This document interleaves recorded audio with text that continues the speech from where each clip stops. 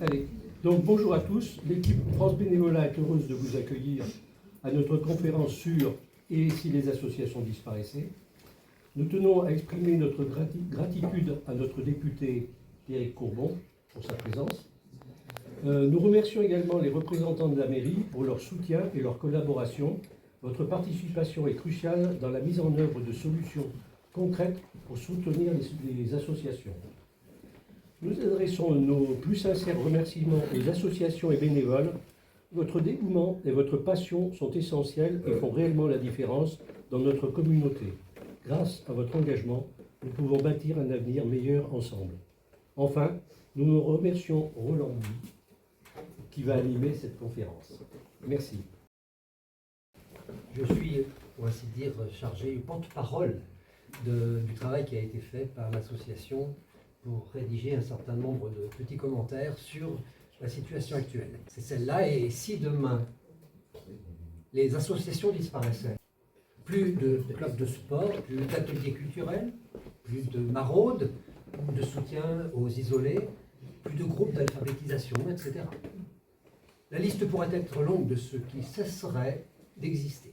Derrière chaque association, il y a des femmes et des hommes engagés, tissant chaque jour le lien social et contribuant à la vie démocratique de notre société. Aujourd'hui, ce modèle s'affaiblit. Les besoins augmentent, les moyens diminuent et les bénévoles se font de plus en plus rares. Voilà pourquoi aujourd'hui France Bénévole vous invite à réfléchir à l'importance du monde associatif, à son rôle essentiel dans la cohésion sociale et à la nécessité de proposer de nouvelles formes de bénévolat. Préserver les associations, c'est préserver la solidarité, l'entraide et le vivre ensemble. Merci d'être présents pour imaginer un avenir où elles continueront à faire la différence. Voilà. Donc la question est posée de nouveau, et si demain il n'y avait plus d'associations? Alors nous allons vous proposer une série d'aperçus sur les aspects humains, philosophiques, politiques et financiers du paysage associatif actuel. Quelques chiffres. Là, on estime à 1 500 000 le nombre d'associations actives en France. Elles représentent un budget de 113 milliards et environ 3,3% du PIB. Je ne sais pas de quelle année, mais ça donne une idée quand même du poids de l'activité associative, surtout relativement au nombre de salariés. On retrouvera ça par la suite, employés par les associations. Et vous verrez la comparaison entre les secteurs privés et le secteur associatif en tant que structure employeuse. Si le droit d'association peut être aujourd'hui considéré comme une liberté publique fondamentale, donc elle est inscrite dans la loi 1901, son statut a beaucoup évolué avec le temps. 150 000 associations employant 1,9 million de salariés, près d'un salarié sur 10 du secteur privé. La loi de 1901 relative au contrat d'association permet la création d'environ 60 000 nouvelles associations chaque année. Et ça, ce sont des chiffres qui ont été tirés dans différents organismes. Et là, en l'occurrence, c'est l'Institut national de la jeunesse et de l'éducation populaire. Il y a toutes les associations qui existent aussi dans leur inscription au régime de recouvrement des charges sociales. Et puis, il y a les associations qui sont simplement inscrites à la préfecture ou dans certains autres organismes. Des associations, on pourrait dire discrètes, et d'autres qui laissent une trace, on va dire, dans l'économie générale d'un département ou de la France. Alors, imaginez un monde où toutes les associations ont disparu. On change un petit peu de regard parce qu'on dit plus de clubs, plus de festivals, parce qu'effectivement, très souvent, on n'imagine pas que les festivals existent parce qu'il y a au départ une association qui a été construite pour pouvoir faire exister le festival. Moi-même, j'ai été surpris par la façon dont les associations fonctionnaient. Parfois, en dessous, enfin, elles sont presque dissimulées. On n'a que la partie la plus voyante, sont les affiches, l'activité. Alors, je ne dis pas que le Festival d'Avignon est une association, mais beaucoup de festivals sont sous forme associative au départ. Et puis surtout, donc plus de bénévoles, et ça c'est la part importante, c'est l'engagement d'un nombre très important de personnes. On disait qu'effectivement ça raréfie, c'est-à-dire qu'en fait il y a des changements dans la relation au bénévolat, à la fois dans les classes d'âge, d'après ce que j'ai compris, entre les groupes les plus jeunes et les groupes les plus âgés. Il y a une érosion des plus âgés Ça s'est constaté au niveau statistique, et ça je ne le comprends pas bien. Et puis une certaine augmentation, peut-être un investissement plus important des classes d'âge les plus jeunes. Chaque association est un fil qui établit ou entretient les relations entre les individus. Supprimer les associations, c'est tout un équilibre humain qui s'effondre. Alors ça ne veut pas dire que les associations ou le rassemblement spontané et sporadique d'individus pour des activités qui correspondent qui sont en réaction ou qui vont construire des choses, vont disparaître. C'est l'aspect structuré de l'association. Parce que l'avantage de l'association 1901, c'est qu'elle encadre d'une manière très précise et qu'elle organise, on va dire, la relation au sein même du rassemblement qui pourra peut-être continuer à exister. Donc on a un président, secrétaire et puis trésorier, et puis les conseils d'administration, et tout un apprentissage à faire de la discussion, du débat. On en parlera par la suite. Ça, si j'insiste un petit peu maintenant, c'est parce que je trouve que c'est la partie importante, c'est l'aspect démocratique du fonctionnement associatif. Quelques indications, des remarques sur l'association par deux philosophes, Aristote et Hannah Arendt. Donc là, il y a un écart assez important, moins 400 avant Jésus-Christ. Arendt, 20e siècle. Aristote affirme que l'homme est un animal social. Il rappelle, disant cela, notre origine animale, autant qu'il souligne notre dépendance aux autres, tant pour notre éducation, la plus longue de tout le règne animal, que pour notre équilibre psychique. Mais il ajoute par ailleurs, dans un autre de ses écrits, que l'homme est par nature un animal politique. Et en cela, parce qu'il est un animal politique, il est différent des animaux qui, eux, n'établissent pas de lois écrites, ne débattent pas pour chercher à convaincre, même s'ils sont capables de stratégies, d'alliances épisodiques. Hannah Arendt, quant à elle, a étudié dans son œuvre philosophique la condition humaine. C'est ça qui m'intéresse, la condition humaine. Et elle met en avant l'importance du lien entre action et discours dans l'interaction humaine. Elle écrit: nous sommes tous des êtres humains et par conséquent, nous partageons tous un monde commun. Cette citation met en lumière la nécessité d'une interaction authentique pour bâtir des liens significatifs et comprendre notre existence collective. Donc ce sont deux... Alors Aristote, c'est vrai que c'est bien de le découvrir à travers ses commentateurs, parce que les textes eux-mêmes sont assez arides. Arendt, vraiment, ça vaut le coup d'aller faire un tour du côté de Arendt, parce qu'elle vraiment, elle a une humanité, ayant elle-même été réfugiée. Je ne veux pas vous faire plus que ça, mais je trouve que ça me remonte. Alors, on va donner une histoire par le temps. Voilà un exemple très précis. Une association locale aide une mère isolée à retrouver un logement et un emploi. C'est effectif, c'est immédiat. Donc, ces associations-là, très souvent, elles le font parce que ce service n'est pas forcément fourni par les services publics. Les services publics, soit ils ne peuvent pas le faire, ou ils sont débordés parce que la demande devient énorme. Et heureusement, dans ce cas-là, que le relais est pris par les associations. C'est bien ça. Si on retient le tapis, qu'est-ce qui reste ? La démocratie en action. Les associations sont des laboratoires de liberté. Et c'est vrai que très souvent, dans les pays dictatoriaux, les regroupements de ce type ne sont pas autorisés, ou alors très encadrés, c'est-à-dire qu'ils ne peuvent servir que le pouvoir, qu'une idéologie. Là, en l'occurrence, on ne demande pas aux associations au départ, c'est après, dans ce qu'elles font, qu'on peut arriver à contester leur existence, mais il y a des actions dans tous les sens. Énormément de secteurs sont couverts par les associations. Les associations donc sont des laboratoires de liberté, elles apprennent à débattre, à décider et se respecter même en cas de désaccord et de conflit. Ce qui est peut-être la partie la plus difficile, c'est comment arriver à faire coexister des positions qui pourraient être considérées comme antinomiques. Et pourtant, à un moment, il faut bien y arriver. Et c'est compliqué. Voilà.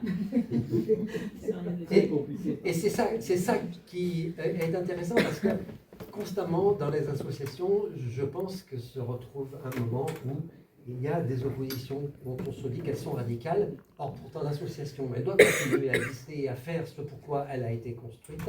Et à ce moment-là, il se passe quelque chose qui est d'une forme d'intelligence, c'est d'arriver à faire se dissoudre la séparation qui semble tellement solide entre ces oppositions, ces incompatibilités. Le rôle de l'État, oui, j'ai oublié le rôle de l'État. Voilà, sans association, l'État devient vertical et distant, et le citoyen simple usager. Donc ça signifie bien qu'effectivement, quand on parle d'association, on parle à la fois de bénévoles, mais on parle de citoyens qui sont bénévoles. C'est vraiment, c'est important, ce mot-là, il ne faut pas le dévaloriser, c'est celui qui prime. Démocratie, citoyenneté. Et l'État devient vertical. Alors il y a eu une période où effectivement on a pu croire qu'il devait ne rien exister entre l'État et puis le peuple. Pas de structure intermédiaire comme les corporations, les associations. Et ça n'a pas duré longtemps, parce qu'à un moment, c'est pas possible, ça ne tient pas. Quand tout vient de l'État, il n'y a pas d'investissement. L'investissement, il vient parce que des décisions sont prises à la base. C'est tout l'avantage de l'association. L'économie du don. Le bénévolat représente des millions d'heures, des emplois et une richesse humaine inestimable. Et vous voyez ici, cette carte, elle est très intéressante.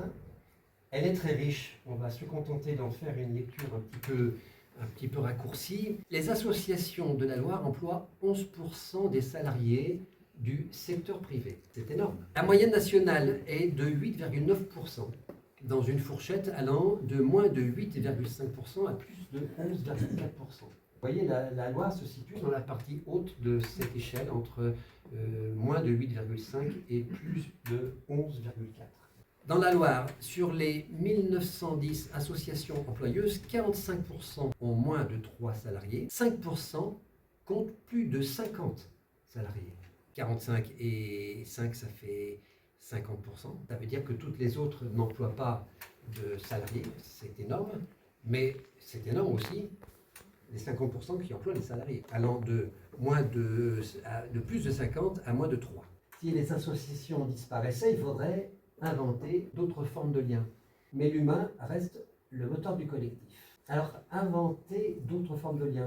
Donc, par rapport à ce que je disais tout à l'heure, l'association, elle peut se faire spontanément. Sauf que c'est friable.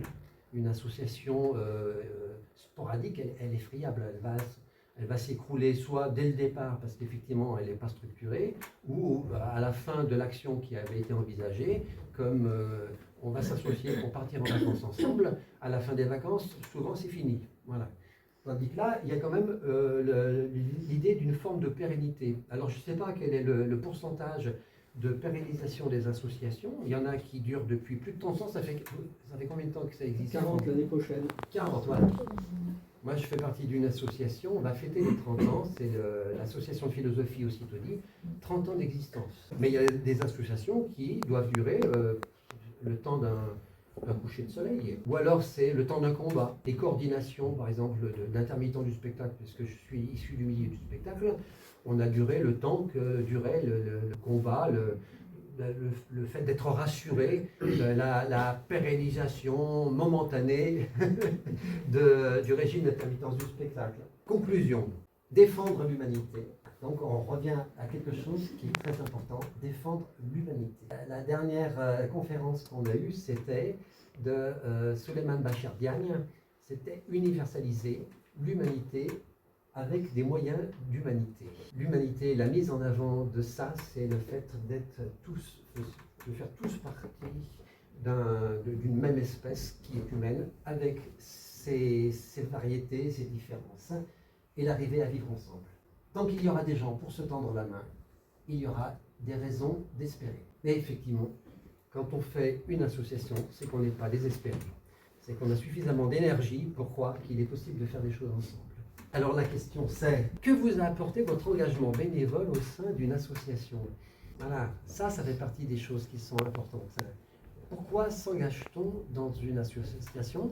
Quelle satisfaction pouvons-nous avoir du fait de faire quelque chose pour les autres? Il y a cette rencontre qui me semble très intéressante. Il ne faut pas nier cette forme de satisfaction, de plaisir personnel. Je ne veux pas dire d'égoïsme, mais n'empêche que si on n'a pas de retour ou de gratification, même infime, on aurait tendance à être désamorcé. Il y a quelque chose qui s'épuiserait. c'est bien parce qu'il y a une interaction entre l'investissement qu'on fait et puis des résultats suffisamment positifs pour nous inciter à continuer. Ce n'est pas simplement le fait de ne pas être seul, c'est le fait de faire des choses ensemble, mais pas simplement pour briser la solitude, c'est aussi pour faire partie de la communauté, être encore utile dans la communauté. C'est ça qui est intéressant. Donc, que peut apporter une association à un individu qui s'engage dans une association qui a un but, hein. C'est pas simplement, je pense que le travail vraiment de France Bénévolat, c'est d'arriver à faire la connexion entre des individus qui ont peut-être des envies mal définies et puis des associations qui, elles, sont en attente de bénévoles pour des actions bien définies. Voilà. Est-ce que ça va, c'est ça. Donc c'est assez intéressant de faire cette connexion et de réaliser par soi-même en quoi on est satisfait de ce qu'on fait quand on s'est engagé dans une association. Alors, c'est peut-être le point de départ du débat, c'est-à-dire à la fois d'essayer de voir ce qu'il est possible de faire si, à un moment, les moyens étaient retirés de manière trop importante pour qu'une association puisse exister. Serait-il possible d'exister? Et si il est possible d'exister, est-ce qu'il y a d'autres formes possibles d'exister en travaillant toujours ensemble, sans forcément avoir ce soutien de la forme associative telle qu'elle existe. Mais je ne suis pas persuadé que la loi de 1901 soit éliminée. Ça serait quand même un sacré coup de boutoir dans l'économie générale de la France. Si on supprime les associations, enfin la loi de 1901, il n'y a plus d'associations, donc ça devient des groupes de travail, enfin des groupes de personnes qui se réunissent sur un projet, mais en fait sans aucun soutien, sans aucune structure. Et forcément que ça n'aboutira pas au bout d'un moment. Bon, ça va marcher au début, mais enfin, nous on l'a vécu à travers un collectif qui avait été monté. Le collectif n'avait pas de structure et finalement ça a fini par le collectif a disparu. Alors on reste toujours en lien bien sûr, mais il n'existe plus. Là maintenant, de plus en plus souvent, on essaye de faire l'équivalent en temps salarié du travail bénévole.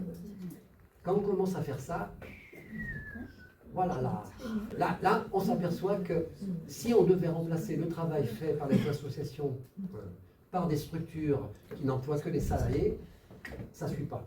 On parle actuellement de difficultés de budget au niveau national. Là, non, ça serait foutu. Heureusement qu'il y a des associations qui permettent de faire tampon, on va dire. Ça créerait vraiment des situations de tension sociale qui ne seraient plus assumables par les collectivités, quelles que soient, soit les collectivités proches ou l'État. Donc je suppose que vous en avez conscience, mais c'est important, il me semble, de le rappeler régulièrement ça. C'est que le travail bénévole, c'est un travail gratuit qui ne pourrait pas être assumé s'il devait être salarié. Sachant qu'en plus, quand on fait l'estimation du coût du travail, on le fait souvent dans des tarifs bas. Or, les bénévoles sont souvent des gens qui ont une expérience de la vie, ils ont une expérience professionnelle et ils ont des compétences professionnelles. Quand je dis expérience professionnelle, c'est une expérience sociale au sein d'une entreprise. Travailler, ce n'est pas simplement mettre en œuvre son savoir technique dans le cadre de métier, c'est également savoir travailler avec des gens. Donc vous voyez, il y a toute une multitude de savoirs, c'est savoir humain, savoir de relations, de communication et mise en œuvre de ses compétences professionnelles. Oui, il ne faut pas oublier de dire que les salariés, il ne faut pas qu'ils oublient que justement, nous ne sommes que des bénévoles. Ah oui, parce que parfois, moi je le dis au quotidien, j'ai mon papa qui est à l'EHPAD à Saint-Éan, donc j'y travaille parfois en tant que bénévole, mais parfois je suis obligée de leur dire je ne suis que bénévole. Mais parce que eux sont en manque souvent. Dans les EHPAD, effectivement, c'est en sous-effectif. Donc à ce moment-là, on va vous considérer vraiment comme une béquille très importante. Moi, je peux témoigner pour le coup. Alors moi, je suis responsable de la vie associative à la Fédération ADMR de la Loire. 58 associations, 600 bénévoles sur le réseau qui sont tous indépendants, enfin, qui gèrent tout de manière indépendante et qui sont statut employeur. Pour certains, jusqu'à 70 salariés. Donc, tout à l'heure, vous parliez de ça. Si on n'avait pas nos bénévoles et qu'on devait les remplacer par des managers de proximité, entre guillemets, salariés, le coût de l'heure d'aide à domicile serait exponentiel. Ça imputerait le département qui est notre principal financeur. Donc on ne pourrait pas. Et on apporte d'autres services que n'apportent pas les sociétés. Et là, je parle d'entreprises concurrentielles. Par exemple, des visites de convivialité, des visites de lien social, du développement et de l'innovation de projets, sur les habitats inclusifs par exemple. Ça, si c'est porté par une entreprise, ça n'a jamais le même coût que porté par un monde associatif. Et même en termes de relations et de connaissance du territoire et de proximité. Donc nous, on est sur ce créneau-là de bénévolat et c'est très compliqué de renouveler nos gouvernances parce que il y a un poids de responsabilité de la fonction employeur, pour les fonctions statutaires en tout cas, et c'est pas facile. On en a quand même qui s'investissent, et là moi je tiens à les remercier pour le coup sur cette journée-là, parce que vraiment... donc oui, la complémentarité, l'importance. Et nous en tant que salariés, parce que moi je suis salarié fédéral, et on est fédéré, c'est d'être au soutien au quotidien. Et on voit cette importance de la vie associative, parce que ce poste a été créé, responsable vie associative, entre guillemets. Donc on voit qu'on en a besoin de nos bénévoles. Sinon, moi j'aurais pas de travail et 1800 salariés sur la Loire, il n'y aurait pas de travail non plus. Voilà, voilà, mais c'est complémentaire. Si les associations n'existaient pas. Oui, voilà, tout à fait. Il y a quelque chose qu'il faut prendre en compte, c'est les bénévoles d'aujourd'hui ne sont pas les bénévoles d'hier. Ils ne vont pas chercher les mêmes choses, ils ne vont pas donner les mêmes choses. Et c'est important aussi d'avoir conscience de ça si on veut, si les associations veulent intégrer des bénévoles. Les bénévoles d'aujourd'hui, ils ne sont plus là pour venir tous les lundis après-midi de façon fixe, comme ça, et régulière. Ce temps-là est révolu. C'est pour ça que maintenant, ce qui intéresse les gens dans le bénévolat, c'est d'être au sein d'une association pour travailler sur un projet, pour être impliqué sur un développement précis de l'association. C'est ça qui intéresse aujourd'hui. C'est pour ça que je rebondis sur ce que dit Tiffaine. Du coup, c'est difficile pour avoir des bénévoles dans les gouvernances. Parce que ça n'intéresse pas vraiment les nouveaux bénévoles parce qu'ils sentent qu'il y a un investissement en temps, en régularité qui est lourd et peut-être qu'ils n'ont pas envie de ça. Se dire comment s'organiser, comment faire pour pouvoir accueillir, intéresser ces futurs bénévoles qui n'ont pas les mêmes attentes que ceux qui avaient... Ils vont avoir un investissement sur un projet, donc sur un temps court, et après ils vont se retirer momentanément en étant disponibles. Donc ça c'est vrai qu'il faudrait arriver à définir assez précisément quels sont ce qu'on peut demander. Qu'est-ce qu'on peut demander à une nouvelle génération? D'autant plus que très souvent on peut se plaindre qu'effectivement on a quand même beaucoup de bénévoles d'un certain âge et que le renouvellement ne se fait pas toujours. Enfin, surtout dans les bureaux, il y a des présidents qui sont à la peine parce qu'ils doivent durer, faute d'avoir trouvé un remplaçant. Je parle de toi, non? Oui, sans doute. Donc ouais, ça c'est très important de savoir s'adapter. Ça veut dire qu'est-ce qu'on veut faire, comment on veut attirer des nouvelles personnes. Donc être un peu dans la prospective et non pas dans attendre que les gens viennent pour voir comment les intégrer. Mais peut-être dire quel projet on pourrait développer qui pourrait intéresser des nouvelles personnes. C'est parce que oui, c'est une sorte de travail de séduction. Quelle forme va-t-on proposer pour que les gens aient envie de venir travailler avec nous? Parce que la demande, effectivement, est assez déséquilibrée. C'est plus les associations qui sont demandeuses sur, comme je disais tout à l'heure, des demandes qui ne sont pas encore définies. Et parfois, va y avoir la surprise, c'est que quelqu'un n'aura pas imaginé qu'il pourra s'engager dans telle activité, mais parce que la proposition lui a été faite. On n'a pas une imagination suffisamment large pour couvrir l'ensemble des besoins de la société. Ça oblige les associations de se réinventer déjà pour faire l'ambition d'une manière complètement différente par rapport à avant. Alors c'est pas facile, parce que je pense que se réinventer dans une association, ça ne doit pas être évident. Et puis effectivement d'adapter par rapport à la nouvelle forme de bénévolat qu'il y a eu, surtout depuis le Covid, où il y a effectivement une modification des bénévoles anciens, mais il y a aussi une modification et une appel des jeunes. On voit d'après les constats, les statistiques, que les jeunes reviennent un petit peu, pas énormément, mais eux, ils voient les choses différemment aussi que les anciens. Donc il y a, dans le bénévolat, il y a ce que certains tranches d'âge attendent, l'autre attend d'autres choses. Mais dans les statistiques, ce qui se passe, ce qui est intéressant, c'est de voir quels sont les mouvements, c'est-à-dire si à un moment une tendance se prolonge ou si elle est épisodique. Est-ce qu'il y a effectivement une érosion réelle de la classe d'âge la plus âgée? Est-ce qu'il y a vraiment un investissement qui continue à monter d'année en année dans la classe d'âge la plus jeune? Ça, c'est à voir, mais il faut laisser un petit peu de temps pour qu'on puisse voir si ce sont des tendances qui se confirment. Est-ce que vous avez l'impression que certaines associations, dans la situation actuelle, sont un peu à la limite de la crise? C'est-à-dire, est-ce que certains se posent la question de leur pérennité? C'est-à-dire, est-ce qu'on va pouvoir continuer? Nous, parce que je suis aussi donc représentant d'association, nous, on est dépendant d'un budget. Tout ce qu'on fournit, c'est gratuit. On ne fait pas payer.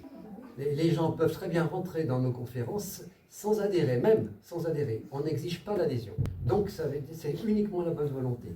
Donc, on dépend complètement de l'argent public. Si un jour, l'argent public, pour des raisons X, cesse d'alimenter l'association, on met la clé sous la porte. Comme beaucoup d'associations. Voilà. Et parce que on paye des choses, enfin, on paye les intervenants, on leur paye leur voyage, l'hôtel, le restaurant, il y a une petite rétribution, ça coûte, une conférence, ça a un certain coût quand même. Et donc c'est une condition sine qua non, puis on ne peut pas remplacer. Comme ça, moi je ne me vois pas brusquement, on pose la question en disant mais il n'est pas là, tiens, est-ce que tu peux le remplacer? Mais non, je n'ai pas les connaissances qu'il a. Donc ouais, c'est ça, hein. On a besoin vraiment d'avoir un certain nombre de personnes qui sont compétentes dans le domaine pour lesquelles elles sont appelées. Si je puis me permettre, il y a deux points différents. Il y a le financement des associations. Et effectivement, là, on est très inquiet puisque on n'arrête pas de nous dire qu'il n'y a plus d'argent et qu'il y a aussi, c'est vrai que sans subvention, c'est difficile de faire des choses gratuitement ou accessibles au public précaire. Et puis, en face de ça, il y a la société telle qu'on l'a construite aujourd'hui, qui est quand même une société qui est plus individualiste, où les gens, que ce soit les jeunes, que ce soit les retraités, que ce soit même les gens actifs, les gens ont besoin de penser à eux avant tout, avant de penser aux autres. Je pense que ce paradigme n'était pas le même il y a plusieurs années en arrière, où on était plus sur du commun. Aujourd'hui, on est beaucoup sur de l'individualité. Et si on reste sur cette individualité, pour moi, c'est antinomique du fait d'être bénévole d'une association. Parce que effectivement, comme vous l'avez bien dit, et c'est Aristote, Hannah Arendt aussi, l'homme est un animal social et on vit en groupe, on vit en meute et les choses, on les fait pour le collectif. Effectivement, quand on rentre dans une association, il faut toujours qu'on en requiert un petit peu de plaisir. Si vous rentrez dans une association et qu'à la fin vous ne vous êtes pas fait plaisir ou qu'on ne vous a pas renvoyé une image positive, vous n'allez pas rester. Mais avant tout, vous le faites pour le commun, vous le faites pour les autres, vous le faites pour le vivre ensemble. Cette chose-là, elle se perd un petit peu. Donc ça, pour moi, c'est une thématique vraiment sur laquelle il faut qu'on arrive, tout ce monde associatif, à travailler. Comment on change de paradigme, en fait? Comment on recrée une société où les gens ont envie de faire des choses ensemble? Mais moi, je suis très positive. On va y arriver. Il y a de plus en plus, par exemple, de logements participatifs qui se montent. Ça veut dire que les gens ont envie. Ils ont envie de ça. Il n'y a qu'à lire le rapport des petits frères des pauvres sur l'isolement. Les gens isolés meurent, en fait. On crève d'isolement. Donc, petit à petit, on va se retrouver dans du vivre ensemble. Moi, je suis assez... Nous, il faut qu'au niveau des associations, ça, il faut qu'on arrive à l'impulser. On impulse aussi avec les politiques. Parce que les politiques, c'est aussi eux qui construisent la société. C'est eux qui construisent la cité. C'est aussi eux qui vont nous aider à nous recréer des espaces pour vivre ensemble. C'est très important, les espaces qu'on va nous donner, ce qu'on va nous permettre de faire dans le vivre ensemble et dans l'espace public aussi. Parce qu'il faut être visible. C'est très important pour moi d'être visible. Pour que les gens qui n'ont pas de connaissance de ce monde associatif puissent voir et se dire à un moment, je peux venir, j'ai la possibilité de... Donc pour moi, ça c'est une chose. Et puis il y a l'autre chose, il y a effectivement les financements publics. Alors deux choses, soit on apprend à faire sans argent, ça peut se réfléchir Pourquoi toujours de l'argent au milieu des choses? On peut essayer de faire des choses sans argent. Soit soyons très vigilants, c'est mon avis. On va se retrouver à demander de l'argent à des fondations qui, quand vous allez faire des conférences, vont vous dire « Ah bah, cet intervenant-là, moi je vais plutôt vous en proposer un autre. » Et on va se retrouver avec un espèce de diktat intellectuel qui va... Enfin, après, je vais un peu loin, là j'étais positive avec les bénévoles, j'ai peur qu'on nous impose un mode de pensée, parce que le fait d'être subventionné par l'État, ça nous rend libres aussi, quand même. On a des libertés, bien sûr c'est de l'argent public, bien sûr on envoie des bilans, mais j'ai rarement vu un département dire vous avez choisi tel artiste, ben non. Pour moi il y a deux débats, il y a le débat financier, est-ce qu'on va être en capacité à faire des choses avec moins d'argent, et si on a moins d'argent de l'État, où est-ce qu'on va trouver cet argent? Et l'autre débat, l'autre question c'est quid de tous ces bénévoles que, pour moi, c'est même pas une question de séduction, c'est une question de philosophie, c'est une question de comment je veux vivre en fait. Comment je veux vivre dans la société, comment je veux vivre avec les autres. Est-ce que c'est moi à côté des autres ou moi avec les autres? Avant que quelqu'un ait envie de répondre. Il y a plusieurs points que vous avez abordés qui me semblent tout à fait intéressants. Alors, le commun.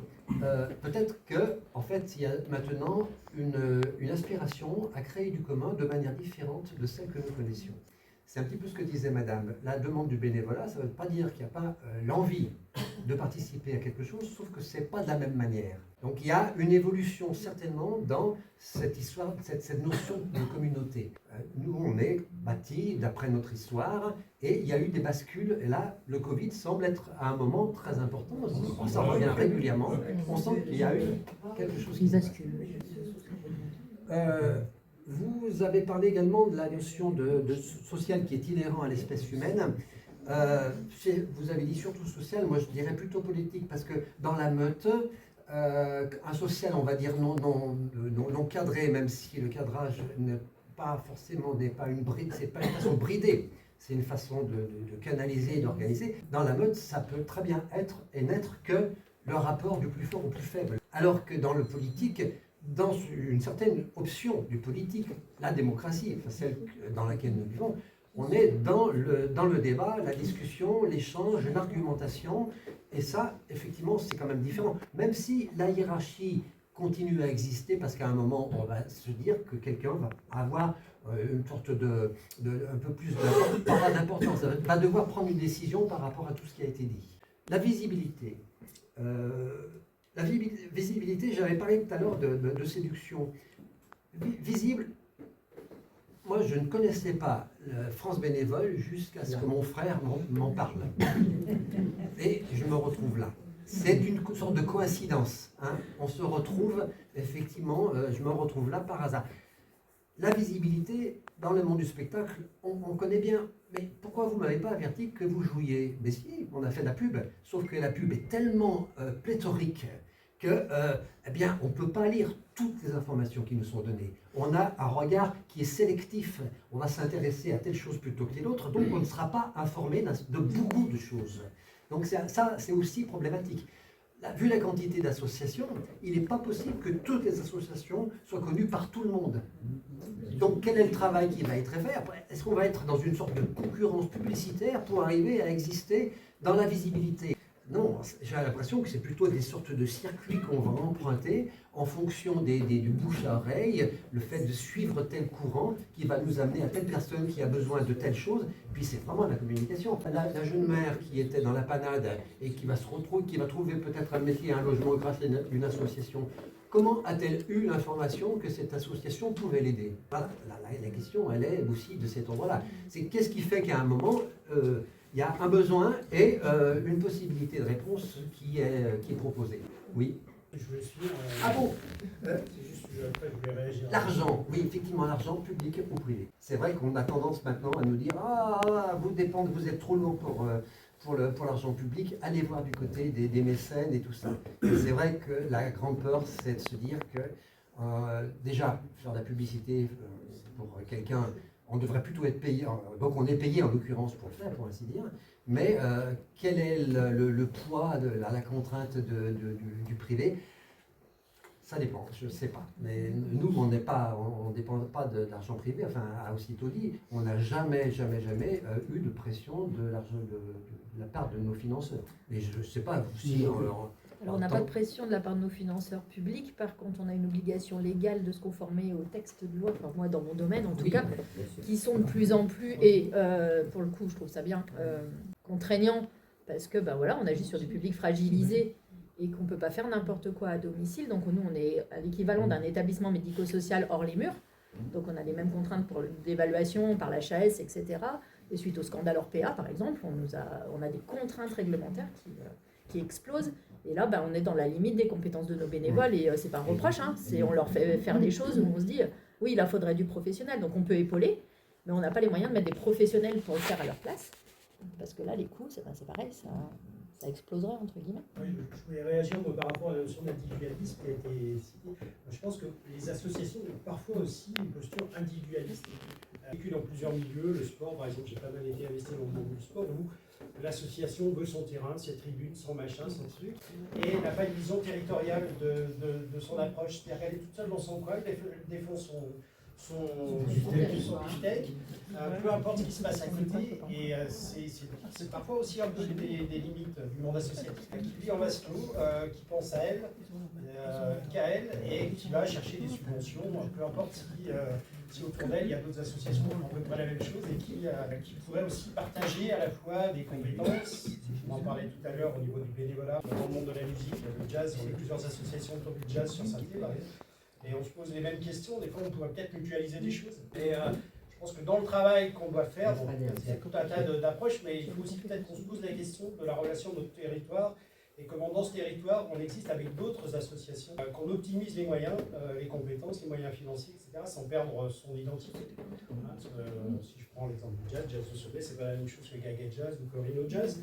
Pour autant, on a des points communs qu'on pourrait partager, qu'on pourrait mutualiser. Donc peut-être aussi cette interrogation qu'on doit se faire nous en tant que monde associatif, comment on mutualise et on optimise nos forces, qu'on pense collectif aussi, et pas uniquement ma structure, mon petit avenir à moi, alors que l'enjeu il est bien au-delà de la musique, par exemple la synthé, d'autres, ou le sport, ou peu importe, c'est en intersport. Moi je regrette l'époque des clubs omnisports par exemple, où il y avait une mutualisation, une approche collective de l'ensemble des sports sur un territoire. Aujourd'hui, chaque sport est différent. Il y avait le CAS avant, pour ceux qui sont de Saint-Étienne, où il y avait différents sports qui étaient dans cette structure. Alors, c'est pas simple à gérer, mais au moins, il y avait cette nécessité de collaborer avec les autres, s'interroger sur comment on peut partager les compétences d'entraîneur, de machin, etc. Aujourd'hui, chacun vit dans son petit monde. Et voilà.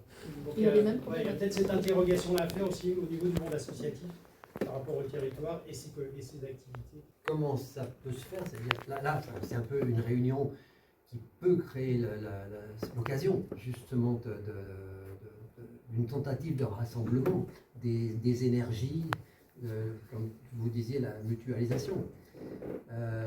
En musique, c'est plutôt pour faire des festivals ou c'est pour une activité régulière dans l'année, ce que vous faites? Non, l'exemple, on en parlait avec quelqu'un qui représente ici Jazz au sommet. Moi, je suis bénévole aussi à Gaga Jazz. Il y a Rhino Jazz sur le territoire, si on prend Saint-Étienne Métropole. Et besoin de bénévoles d'un côté, besoin de bénévoles de l'autre. Et on se dit peut-être qu'on pourrait mutualiser une partie de ces bénévoles qu'on n'optimise pas forcément et qui pourraient être contents de temps en temps d'être bénévoles à Rhino Jazz ou Jazz au sommet alors que je suis à Gaga Jazz. Vous voyez, ce type de mutualisation, peut-être aussi des financements vis-à-vis de la DRAC, il y a peut-être des choses à penser. On parlait de concurrence tout à l'heure, je sais qui a cité ce terme-là. Éviter justement qu'on se concurrence et voir qu'on soit plus fort aussi par rapport aux politiques en général, aux institutions. Ou si on y va ensemble, on montre une offre territoriale sur une thématique, ça donnera plus de force à ce projet peut-être que de diviser. Voilà. Enfin, c'est une réflexion, hein. C'est une expérience de vie associative dans différents milieux qui nous font dire qu'on a peut-être, nous, le monde associatif aussi, à travailler un peu plus en collectif. même si à la base on est un collectif, mais on est souvent un collectif un peu individualisé, quoi. Ça s'est passé dans la musique sur Saint-Étienne, pardon, quand il y a eu la création du FIL. Le FIL qui est une délégation de service public, certes, mais qui est une association, la Nigérienne de musique actuelle. Et en fait, cette salle est née de la demande du tissu associatif sur le spectacle vivant, d'avoir une salle pour faire des concerts. Et au final, c'est une seule association qui a géré et les autres se sont retrouvés un petit peu dépourvus. Mais voilà, il y a des choses qui émergent aussi du tissu associatif. On a un tissu énorme à Saint-Étienne. Il y a énormément d'associations. Moi, je travaille beaucoup sur le secteur des seniors. Il y a beaucoup de gens qui viennent s'installer à Saint-Étienne pour rejoindre leurs enfants. Il y a des gens qui me disent, mais j'aurais jamais cru qu'il y ait autant de choses sur Saint-Étienne. Et franchement, moi je dis chapeau parce que c'est une ville. Il y a une dame qui m'a dit, moi je viens de Paris, je m'attendais vraiment à... Je l'imite un peu. Arriver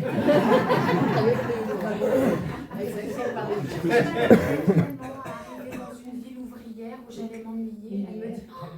Elle me dit, vous avez un opéra, et vous avez une comédie, mais vous avez plein de choses, vous avez des théâtres, vous avez des spectacles. Un zénith, un stade. Et là, je dis oui madame, bienvenue. Un zénith, un stade. Surtout. Et c'est vrai que c'est une ville où il se passe énormément de choses. Prenez l'agenda stéphanois, qui ne s'appelle plus comme ça d'ailleurs. On n'a pas cette soirée, Si, toujours l'agenda stéphanois. Je disais, nous qui recevons les bénévoles, on se rend compte quand même qu'on n'a pas tellement de baisse en termes de nombre de bénévoles que nous le recevons. Parce que bon, d'un côté, on a des bénévoles qui s'inscrivent sur notre site et qu'on redispatche sur les associations qui sont adhérentes chez nous, mais on reçoit beaucoup de bénévoles. Alors on se rend compte aussi que les bénévoles qu'on reçoit, on a de plus en plus de sans-papiers qui viennent nous voir. Ah oui. Et ça, c'est un problème, c'est pas pour nous, mais c'est un problème pour les associations. Qu'est-ce qu'on fait de ces personnes-là? C'est quand même un problème. Ils n'ont pas de papier, mais s'ils peuvent donner du temps, et en fait, ça les intègre aussi dans la société. Et ça, c'est quand même important. Franchement, il n'y a pas de problème, puisque ce sont des bénévoles, ils ne sont Ah pas bah, salariés. moi, je peux pas aller pour certaines associations. Oui, mais Moi, au sein de mes associations ADMR, malheureusement. Il y a des associations qui refusent. Certaines associations refusent. Oui, oui, il y a beaucoup d'associations qui Sur une note positive quand même. Je comprends pas. Le droit du travail.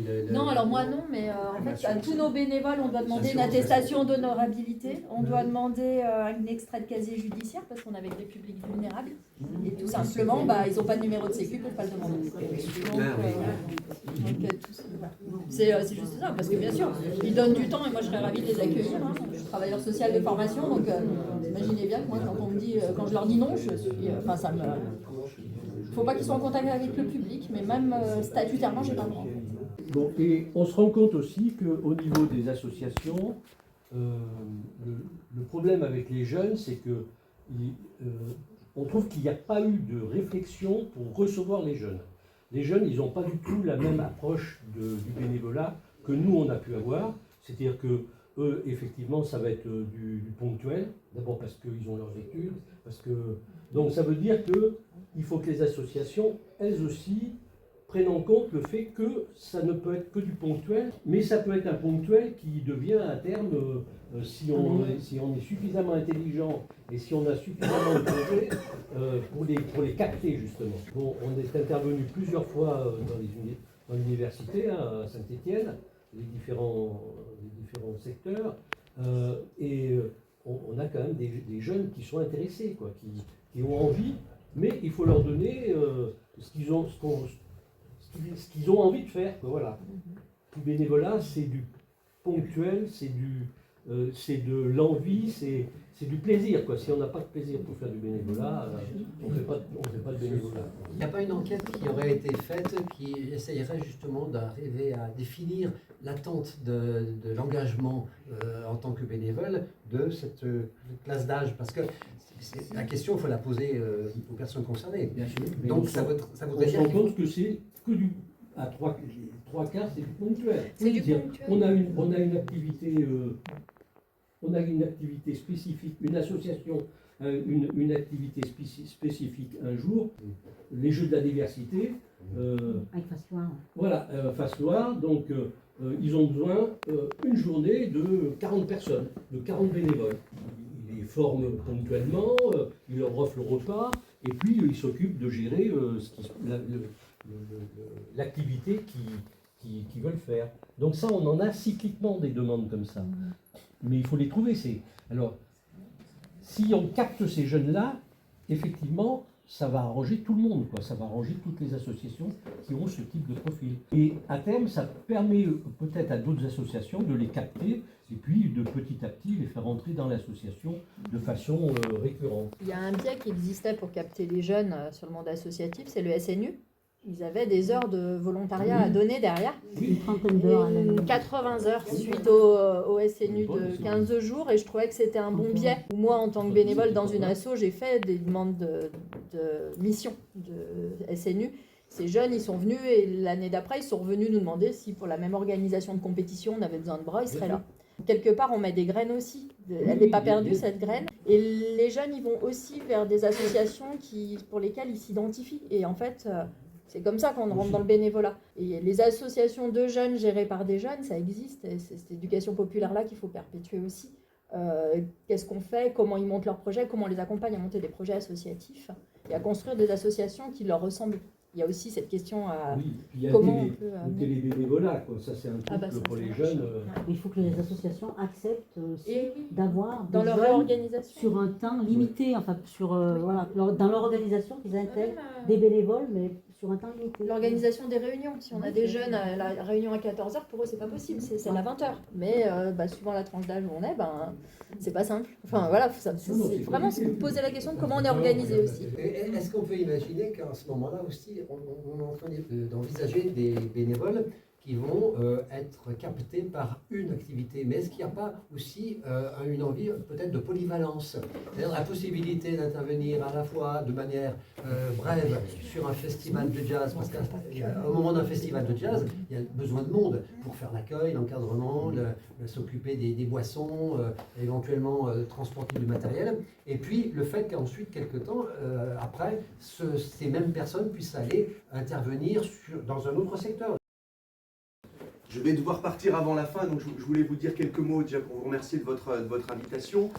Et puis, en tant que député à l'Assemblée nationale, je suis non seulement membre de la commission relative à la vie associative, mais je préside surtout le groupe d'études relatives à la vie associative, à l'éducation populaire et au bénévolat. Donc ces sujets-là me parlent non seulement en tant que citoyen, mais me parlent aussi en tant que législateur. Et donc si je reviens sur l'intitulé de la conférence d'aujourd'hui, les associations vont-elles disparaître? Vous avez dit dans votre propos liminaire de manière un peu provocatrice, si quelqu'un avait l'idée de supprimer la loi de 1901. Bon, alors, déjà pour rassurer, personne aujourd'hui a l'intention de... En revanche, ce qui pourrait être amené à faire que des associations disparaissent, et il y en a déjà qui disparaissent, c'est la question des financements, on l'a évoqué, la question de la complexité administrative et des règles, des normes, du temps que l'on passe à faire ce qu'on appelle la paperasse.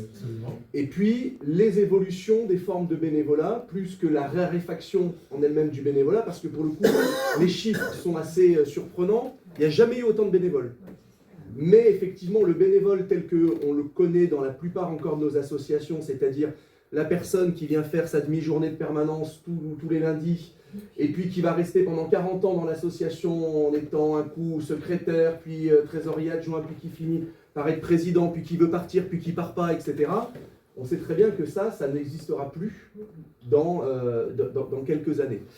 Et donc, il faut travailler sur ces différents chantiers, je vais y revenir, mais pour répondre de manière plus globale par rapport au rôle des pouvoirs publics, là où il y a une forme, à mon avis, si ce n'est de duplicité ou peut-être d'hypocrisie, mais au moins en tout cas d'ambiguïté, c'est qu'aujourd'hui, dans les faits, il y a de très nombreuses associations qui remplissent des missions qui peuvent s'apparenter à des missions de service public et qui sont même directement des missions de service public pour certaines. C'est d'ailleurs pour ça que les pouvoirs publics, que ce soit l'État ou au niveau local parfois, délèguent un service public, contractualisent avec les fameux CEPOM ou autres, etc. Donc c'est bien la preuve qu'il reconnaît l'utilité sociale de ce que font les uns et les autres, mais en même temps, eh bien, il ne donne pas les moyens, ou il ne donne plus les moyens de faire le boulot. Et donc si ces associations-là disparaissent, qu'est-ce qui se passe? Pour certains secteurs d'activité, il y aura des acteurs privés à but lucratif qui viendront sur la place. Par exemple, dans le domaine du sport, on peut très bien imaginer que demain, sur un équipement sportif, pour faire du basket à des gamins, il peut y avoir une structure privée, une entreprise, qui viendra faire avec des éducateurs sportifs, qui seront des salariés, etc. Bon, la licence, elle ne sera pas à 150 € par an, elle sera à 600 ou 700 ou bien plus. Donc il y a des personnes qui pourront se le permettre, et puis il y aura bien évidemment toutes celles et ceux qui ne feront plus de sport avec tous les enjeux derrière de santé publique et bien évidemment. Dans le domaine médico-social en particulier, aujourd'hui on a quasiment tout laissé au champ associatif. Et les associations aujourd'hui sont dans le dur, en particulier dans le médico-social, si demain il n'y avait plus, il faudrait avoir aujourd'hui l'honnêteté intellectuelle de reconnaître que l'État serait infichu de faire la moitié du quart du boulot qui est fait par les associations, et que s'il fallait le faire de manière 100% publique, ça coûterait un pognon de dingue à la solidarité nationale, et s'il fallait le déléguer au privé lucratif, il y a tout un tas de personnes. Aujourd'hui, on a déjà le sujet avec les EHPAD, où coexiste le modèle public, le modèle privé associatif et le modèle privé lucratif, et on voit à la fois en termes de qualité de prise en charge, et puis en termes de coût de reste à charge pour la personne, que ce n'est pas du tout la même chose. Et donc, les associations, aujourd'hui, jouent quand même ce rôle de faire en sorte que des activités, des champs d'action à minima d'intérêt général sont rendus accessibles à tout le monde, quelle que soit sa capacité d'avoir les ressources. Je reviens sur les deux premiers points que je disais initialement, sur la question financière. Le budget aujourd'hui de la vie associative au niveau national, c'est le budget, il est déjà résiduel, hein, c'est 0,1% du budget de l'État. Or, ce que font les associations, on l'a dit tout à l'heure, vous l'avez dit monsieur, 3,3% du PIB, donc on voit bien qu'il y a un problème, déjà un problème d'écart et de sous-financement de la vie associative de manière objective, là c'est pas un propos partisan, mais c'est-à-dire on a 3,3% de l'activité, 0,1% de la ressource publique. Donc on voit bien qu'il y a un souci à ce niveau-là, que les années qui viennent, honnêtement, on le voit bien, vont être extrêmement compliquées, tant au niveau du financement local qu'au niveau national, donc ça c'est un vrai sujet. Les sujets liés à la complexité administrative, ça fait des décennies qu'on en parle, et c'est un peu quand même un des grands mots français où on n'arrive pas à avancer très concrètement. On a parlé depuis combien de temps du dossier de subvention unique qui n'existe aujourd'hui, enfin qui existe, on va dire, dans les faits, dans la loi, mais qui n'existe pas dans les faits. C'est une association à Saint-Étienne. Si vous demandez une subvention à la préfecture, à la mairie ou à vos conseillers départementaux, c'est pas le même dossier. Voilà. Si vous allez, le département en train de dématérialiser ses procédures, il a trouvé bon de mettre son propre logiciel plutôt que d'utiliser le compte asso. Voilà. Bon, ça, c'est voilà, des choses qui perdurent, évidemment. Sur la question du bénévolat, il faut accompagner les nouvelles formes d'engagement. La question des jeunes qui, effectivement, aujourd'hui s'engagent pour des causes, plus que pour des associations, notamment, par exemple, sur la question du climat, aujourd'hui, ou voilà, la question écologique. Ils sont très engagés sur le sujet, mais ils peuvent très bien aller faire une demi-journée pour protéger les oiseaux, une journée pour lutter contre les déchets, etc., etc. Et ils ne vont pas s'engager durablement dans une association. Et comment les associations, elles sont en capacité de s'adapter à ces formes-là. Et puis, il y a aussi, à mon avis, des évolutions à amener, en particulier sur l'engagement bénévole des actifs, au-delà des seuls jeunes, puisqu'on sait que la vie associative, elle repose beaucoup, voire essentiellement sur des retraités, que la question du décalage aussi de l'âge de départ à la retraite joue énormément aujourd'hui sur l'engagement bénévole des actifs, des néo-retraités. Ça, c'est un des sujets aussi connexes de la réforme des retraites, mais c'est une réalité. Je vais conduire, moi, à partir de février, normalement, si il n'y a pas de dissolution, ça en est toujours là, voilà, un travail sur justement comment les leviers pour favoriser l'engagement bénévole des actifs, parce qu'aujourd'hui, les dispositifs qui existent, le congé d'engagement bénévole, le compte d'engagement citoyen, ils sont suffisamment méconnus ou complexes pour que personne n'y ait recours. Dire, voilà, c'est vraiment, c'est une usine à gaz. Donc comment on peut simplifier ça? Et je termine sur un sujet qui est important, sur la question des libertés associatives et des financements. Où vous disiez, madame, ouais, si on devait aller chercher des financements privés, ça mettrait en péril potentiellement, et je suis d'accord avec vous, ça pourrait, non, mais ça pourrait, c'est-à-dire que le mécénat, c'est bien parce que ça apporte des ressources, mais il y a aussi des questions au-delà des contreparties, mais y compris des valeurs. Est-ce qu'une association qui œuvre dans le champ environnemental, il a envie d'être sponsorisée par Total? La question, elle mérite, non mais elle mérite elle mérite de se poser. Non mais voilà, aujourd'hui, les entreprises, et en tout cas le secteur privé qui est le plus enclin à subventionner la vie associative, c'est pas forcément le privé le plus vertueux, parce que c'est aussi une manière de se racheter une bonne conscience, une virginité, du greenwashing, etc. Donc c'est un sujet. Mais j'ai envie de dire, malheureusement, le problème, il existe aussi avec les financements publics. Il y a un certain nombre aujourd'hui d'attaques sur les libertés associatives au sens large. Au niveau national, on a eu là dans le débat budgétaire des tentatives d'attaque sur la question fiscale, c'est-à-dire la capacité des associations à bénéficier de la réduction d'impôts pour leurs donateurs, notamment les associations qui œuvrent dans le domaine de l'aide aux migrants, dans le domaine des lanceurs d'alerte, type L214, dans le domaine de l'activisme écologique, etc., où certains assument très clairement de dire ces associations qui font de la désobéissance civile ne doivent plus pouvoir bénéficier d'avantages fiscaux de la part de la puissance publique. C'est une manière de s'attaquer à la liberté associative. Mais au niveau local, ça existe aussi. Vous avez une mairie à quelques dizaines de mètres d'ici qui peut vous dire, bon, voilà, votre amicale laïque, elle fait des actions, on a vu que c'était un peu critique, eh bien, la mise à disposition de vos locaux, c'est pas forcément toujours à travers la subvention, plutôt que de l'avoir pour X années, on va faire que pour 2 ans. Comme ça, ça vous met bien en insécurité, ça vous met bien dans la difficulté, et c'est une manière de vous dire, soyez gentils. Mais au-delà de ça, il y a l'outil du contrat d'engagement républicain, qui est aujourd'hui potentiellement problématique pour des associations, parce qu'il passe complètement à côté de sa cible, la cible qui était de dire, faire en sorte qu'il ne se passe rien dans les associations qui aillent à l'encontre des valeurs de la République. Évidemment, on ne peut que souscrire à ce projet-là. Néanmoins, une association qui signe un contrat d'engagement républicain sur un bout de papier, ça n'a jamais empêché l'entrisme religieux des uns, le prosélytisme des autres, etc. En revanche, le Secours catholique, qui fait aujourd'hui de l'aide alimentaire, il ne peut pas signer le contrat d'engagement républicain. Moi, j'ai eu un cas, dans le cadre des travaux, d'une association de parents d'élèves qui manifeste contre la fermeture d'une classe. Une association, enfin, je veux dire, l'association est dans son rôle. Elle se met sur un rond-point, elle fait des banderoles, non à la fermeture de la classe, etc. Il y a le journal local qui vient l'interviewer, pourquoi vous mobilisez? Les parents d'élèves ont le malheur de dire, et on regrette que la mairie ne nous soutienne pas dans ce combat. Qu'est-ce que fait le maire l'année suivante? Non, ben vous savez, vous avez signé le contrat d'engagement républicain qui prévoit de ne pas avoir de troubles, de ne pas faire de troubles à l'ordre public. Vous avez mis une banderole sur le rond-point, ça perturbe les automobilistes, c'est un trouble à l'ordre public, je ne vous donne plus de subvention. C'est pervers, mais c'est parfaitement légal et dans les clous du contrat d'engagement républicain. Donc préserver les libertés associatives vis-à-vis des autorités, des financeurs, qu'ils soient publics ou privés, ça reste un combat de tous les jours.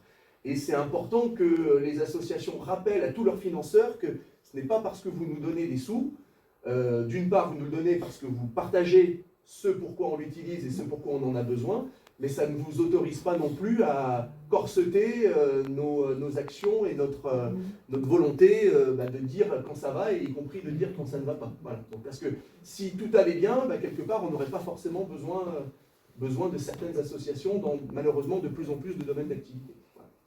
En tout cas, merci pour votre invitation, puis j'ai encore quelques minutes. Je filerai à l'anglaise, c'est pas que je serai fâché, mais c'est qu'on a une visite ministérielle à Roche-la-Molière, donc il faudra que je puisse filer. Juste 2 choses. D'abord, comme vous le voyez sur ce tableau, aujourd'hui s'ouvre le site Les Merci aux bénévoles. Vous avez un projet, votre association a un projet déposez-le sur le site. Il y a donc un pré-jury qui va déterminer, il y a 4 catégories. Allez sur le site, hein, vous verrez les catégories. Donc déposez votre projet. Donc il y a un pré-jury qui va déterminer 5 associations par type de catégorie. Et à partir de ces 20 associations, il y aura un jury qui lui va déterminer le premier et le deuxième de chaque catégorie. Il y aura donc une émission qui se fera au Chambon-Flugerolles, donc qui est filmée par TL7, puisque nous avons été les initiateurs avec eux donc, de cette émission. Donc soyez nombreux, déposez vos noms. Donc ça va se faire au Chambon-Flugerolles cette année. Deuxième chose importante, on parlait de mutualisation des associations, donc là ça tombe bien. On a une association qui s'appelle Univers Asso. Tu vas pouvoir nous en dire quelques mots.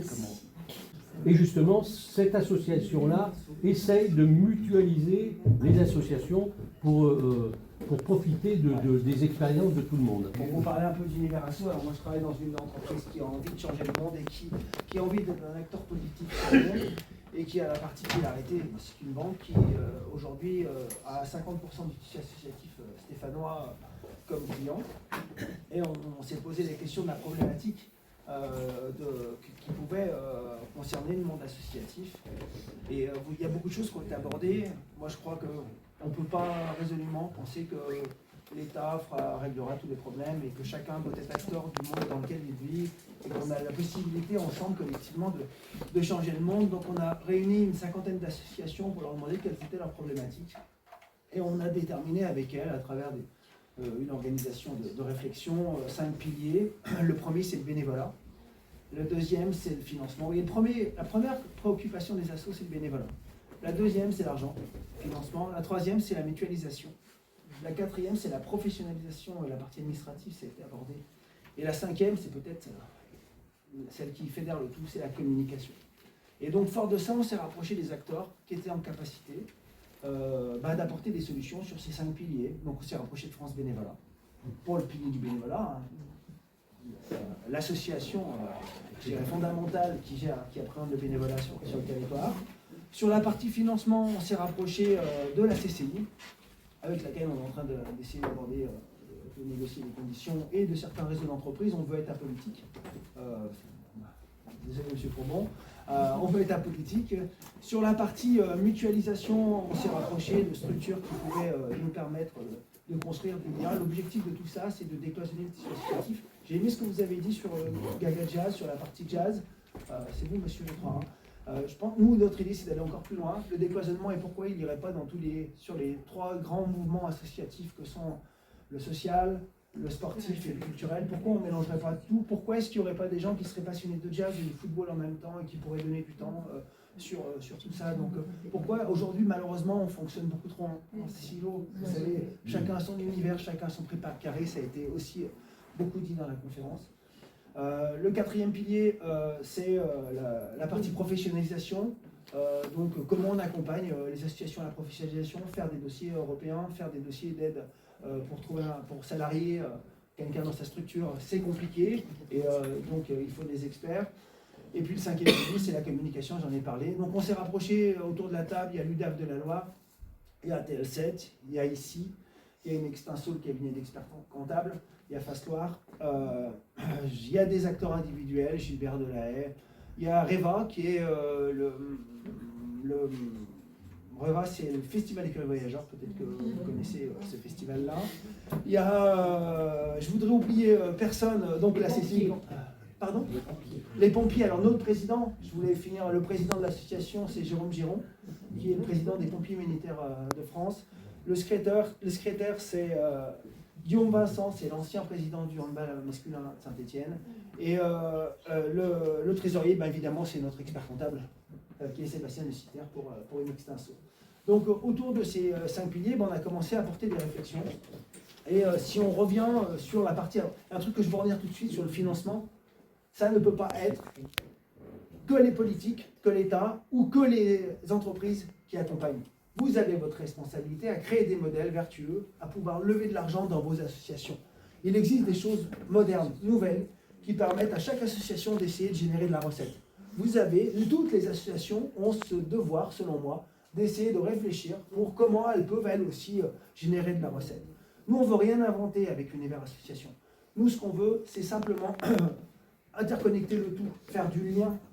Par exemple, on a la mairie, le Québec de la mairie, on veut les intégrer dans notre projet. On veut permettre à tous, à toutes les associations, à travers un site internet et des formations ou des liens qu'on proposerait, de la communication qu'on diffusera sur les réseaux sociaux, entre autres, on veut permettre de faire le lien entre tous ces acteurs et que vous, après, vous fassiez le reste. Notre baseline ou notre ligne directrice, c'est échanger, évoluer ensemble.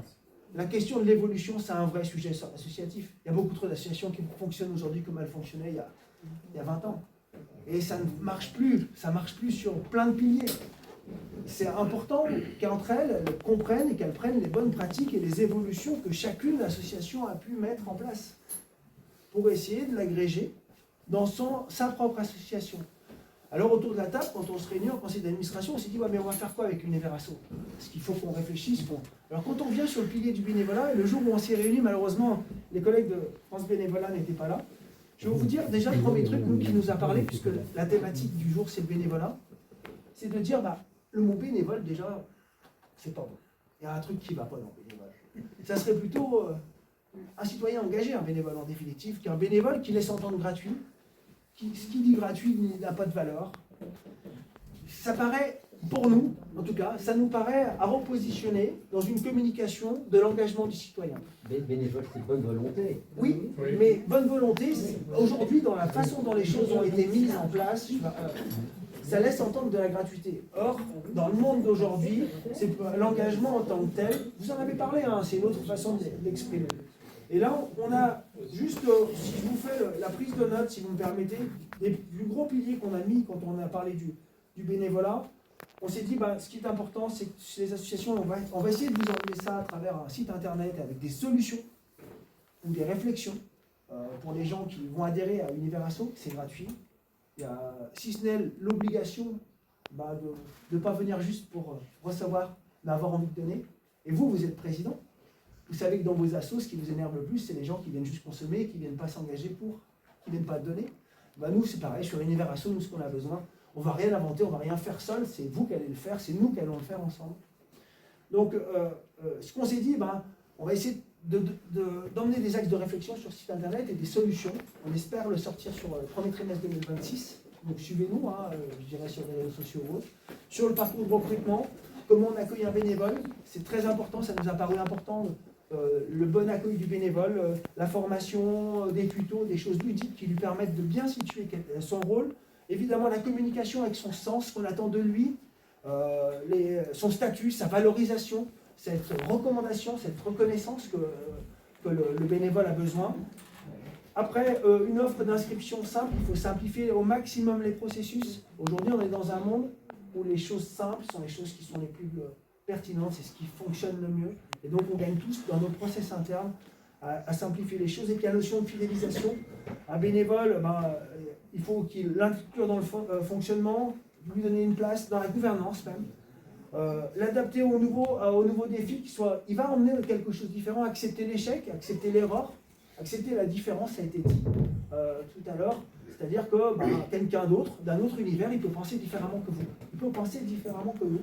Il faut accepter cette différence et c'est la richesse du tissu associatif. Mieux le connaître, important de bien connaître ce bénévole, faire des fêtes, des rencontres, du plaisir. Voilà, valoriser d'une manière globale l'engagement du bénévole. Donc là, c'est les axes sur lesquels, sous l'impulsion de France Bénévolat, parce que c'est vous qui allez porter tout ça pour nous, et je vous remercie de nous avoir rejoints. On va essayer d'apporter quelque chose et puis vous augmenterez également de toute la connaissance et de la matière que France Bénévolat est capable d'emmener pour essayer d'amener un plus sur notre tissu local. Parce que ce projet-là, il est uniquement stéphanois. Il faut que je le dise, c'est expérimental et stéphanois. Voilà. Donc ça, c'est Univers Asso, je voulais vous en parler un peu. On a travaillé sur les autres domaines. Si je donne juste un truc sur la partie financement, si on prend un exemple, on arrive en fin d'année, là, vous avez une asso, vous avez des adhérents, vous pouvez très bien organiser une vente de chocolat. Il y a des structures comme Grappe, par exemple, qui vous permet de vendre des chocolats à vos adhérents. Et vous prenez par exemple, je sais pas moi, sur une boîte de 15 €, vous, la structure grappe, elle vous négocie le prix moins 30% auprès du fournisseur, et bien ces 30% de plus, vous les encaissez au profit de l'association. Et c'est directement interfacé. C'est un exemple, mais il y a moult autres exemples à réfléchir pour créer d'autres chaînes de valeur. Voilà, si je voulais vous parler d'Univers Asso. Donc suivez-nous, dans les mois qui viennent, normalement, ça devrait venir, surtout si la CCI nous rejoint, ce qui est en train de se décider actuellement. Merci pour votre Merci. A priori, donc c'est moi qui suis chargé de dire que la séance est levée. Voilà. Nous vous remercions de votre présence, de votre participation. Je trouve que c'est important, c'est pour ça que je fais partie d'une association de philosophie, c'est qu'il y a un temps de réflexion, les choses mûrissent dans la tête. Les connexions peuvent se faire par la suite. C'est pas immédiatement que ça peut se réaliser. Je vous remercie beaucoup de votre présence. Au nom de l'association. Au revoir.